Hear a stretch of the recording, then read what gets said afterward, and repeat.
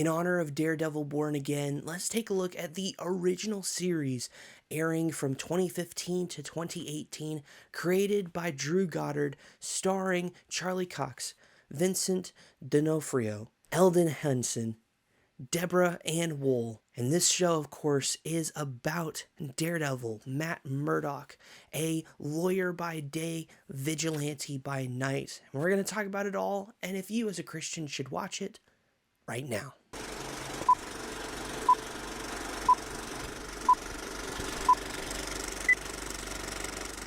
Hello everyone, welcome to the channel. I am your host Tim, and we exist to help Christians live in the world, not of the world, by utilizing our convictions in the movies and shows we watch.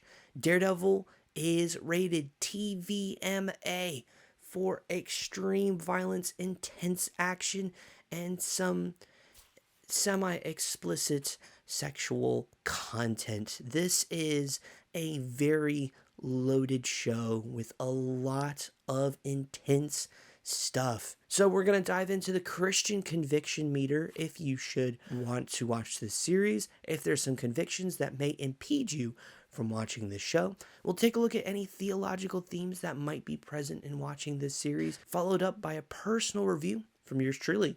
Without further ado, let's head over to the Christian conviction meter. And in case you don't know what this is, it's broken down into 5 categories. These 5 categories are different convictions that you may have that may prevent you from watching a show or series.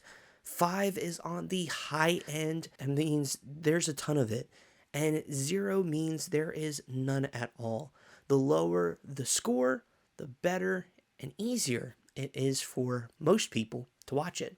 Kicking it off with violence and gore, this is a very bloody show. Like, just without a shadow of a doubt, it's a bloody, gory show. It's very different than what you see your typical MCU. There is a lot here, mainly from stabbings and shootings and punching and kicking and beating people up and using objects to whack people with. It is a intense show in terms of its violence, and it is just in every category just going at it. They do their best to separate this from the rest of the MCU, taking a darker, gritty tone, and that is emphasized with the level of violence. There's a ton of blood throughout all 3 seasons of this show. There's a ton of violence throughout all 3 seasons of the show.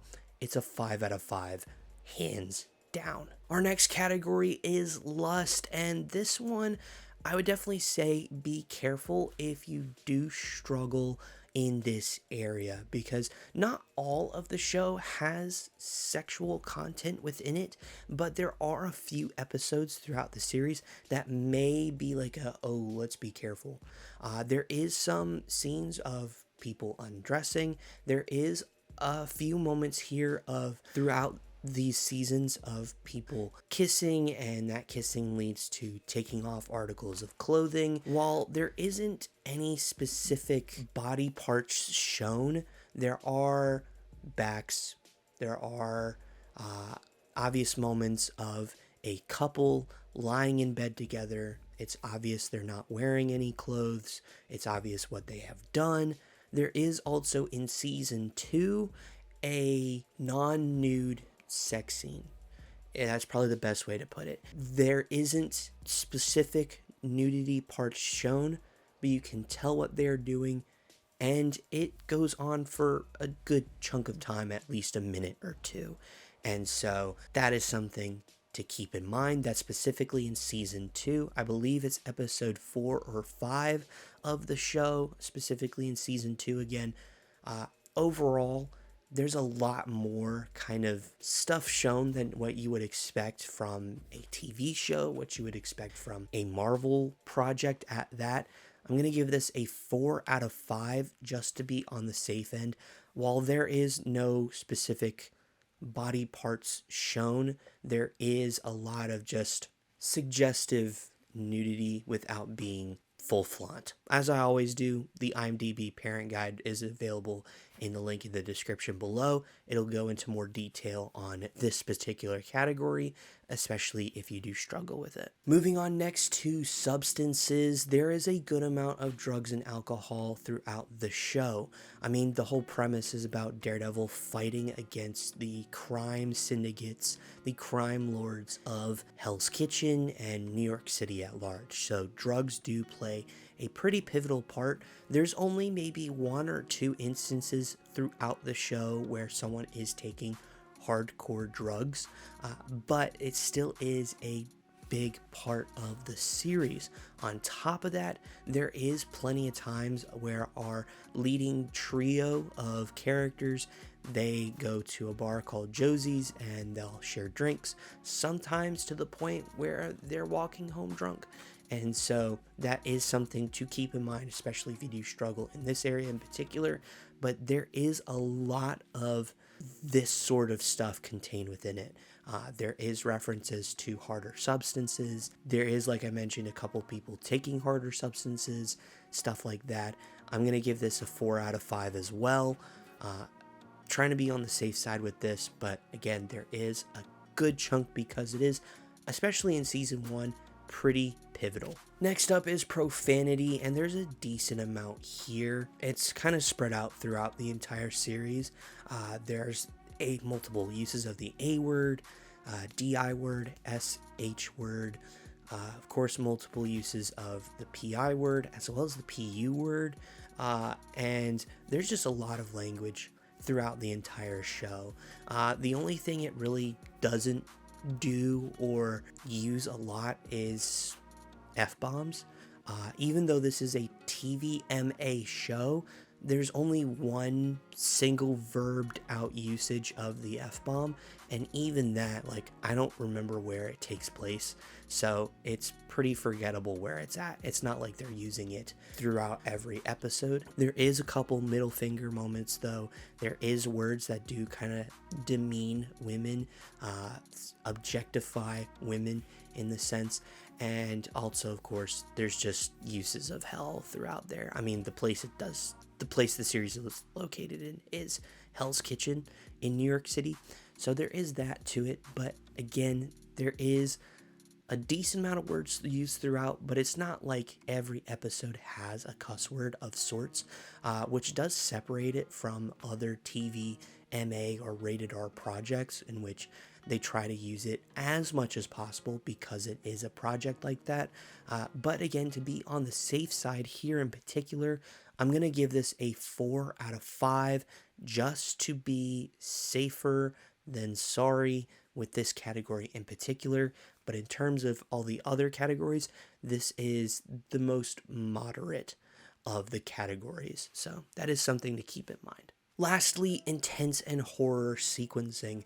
Now, there isn't anything horror about the show, but it does have a dark and gritty tone that is encapsulated throughout the entire series. There's a lot of moments throughout each season that can make you go, ooh, and just shock you at the intense brutality of it. There are a few moments where Kingpin, our main villain, he is involved in a few brutal murders. There's one in the first season where he kind of, unalives, he takes out somebody with a car door.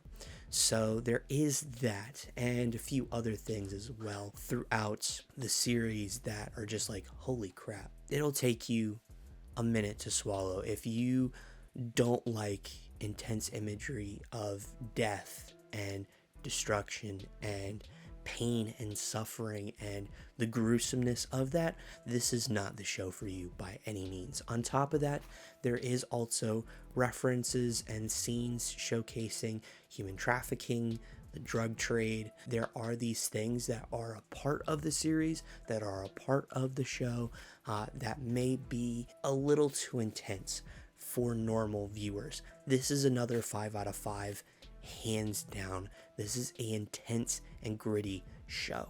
So on the conviction meter, it is a 22 out of 25. It now takes the top spot at the highest rated thing we have ever rated. This is a show that I think for many general people, the general audience, it's one that probably not a lot of people are going to watch. Unless you have a really strong, okay palate for some of these things, I would highly recommend staying away from the show. As cool as Daredevil may be and all that sort of stuff, if any of these areas that I mentioned are too high and you'll compromise your relationship with Jesus by viewing the show, it's not worth it.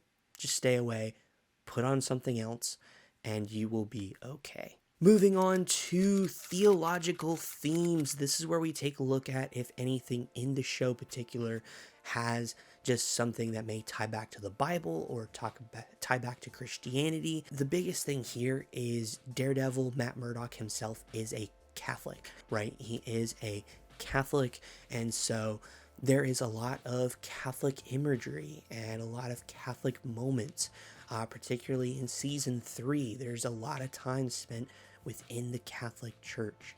So these things are a big part of the series. They're a big part of Matt Murdock's own journey as well. There is, of course, a Catholic priest who's a part of the show, even some nuns, especially in season 3. And so there's a lot of Catholic imagery, mentions, all the things. I don't know to what extent its accuracy is because I am not Catholic, but if there are any of our Catholic friends who want to give some insight, if you've seen the show, if it is 100% accurate in its portrayal of Catholics or if it's semi-inaccurate, would love to hear your thoughts down below in the comments. But continuing on, one of the things in season 3 that is definitely a big part of the beginning part of the season is Matt Murdock kind of goes through a crisis of faith. He's struggling, he's doubting, he's asking questions, and I don't want to spoil it because obviously we try to refrain from spoilers here, but there is the just different questions and emotions and just trying to figure out what faith is. And so that is a pretty big pivotal part, especially the early portions of season 3 of the show. With all that being said, let's go ahead and move over into our personal review time. And overall, this show is super dark, super gritty, super grounded. Its tone is very unique and different and much darker compared to the rest of the MCU. For many years, we actually weren't sure even if it was a part of the MCU.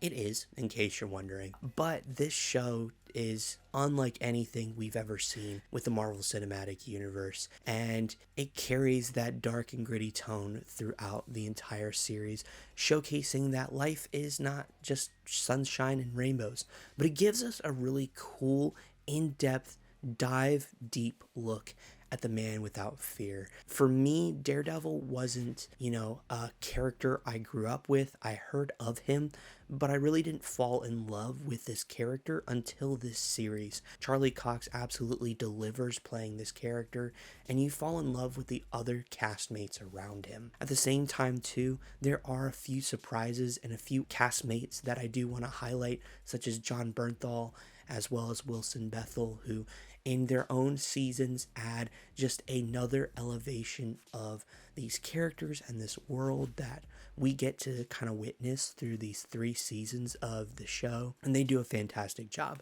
The cast is great. The direction and story overall is really solid. It's done very well. And it is quite impressive just how they were able to go through this without really big dip in quality. Season 1 is a really great start between kind of the origins, the official origins of Daredevil to the rise of Kingpin and all these other things. Season 2 is also solid. We get introduced to the Punisher, Elektra, a few others here, and it does do a solid job. It does kind of fall a little bit because of just so many plot points. This really could have been split into 2 different seasons, in my personal opinion. But then, of course, finally, you have season 3, which starts off a bit slow, or at least that was just my perspective, and then it really just started hitting home runs towards the back half of the season, and it was absolutely fantastic. Although, even though it did end, it doesn't really feel like it was supposed to end there. I don't remember the full history and reasons as to why it ended at the end of season 3, but we do have Daredevil Born Again, which is on Disney Plus now. So is this show, by the way. But season 1, I'm going to give this a 9.1 out of 10. Season 2, a 8.8 out of 10. And season 3, a 9 out of 10. How I took the score is I rated every single episode of the series, and then I divided it by 13 because there are 13 episodes in the season, and you got the median total there, which is what the seasons are there. But those are just my thoughts, so let me know yours down in the comments below. Let's chat all things Daredevil in the comments. Again, this is a 22 out of 25 on the Christian Conviction Meter, a TVMA rating. Again, if you feel like in any way any of these categories will compromise your relationship with Jesus, pull you away from him, do not watch this show. If you are okay with these things and you are a comic book fan or you enjoy Daredevil as a character, highly recommend watching this show. But again, don't do anything that compromises your faith. The IMDb parent guide is down in the description below. And while you're down there, consider hitting the like and subscribe for more videos just like this. It sends us out into the algorithm, allows us to reach more Christians so they can use their convictions in the movies and shows they watch so they can follow Jesus better, ultimately. But before you go, there's a few video recommendations here of some videos we have here on the channel. Feel free to check them out. We'll see you all in the next one.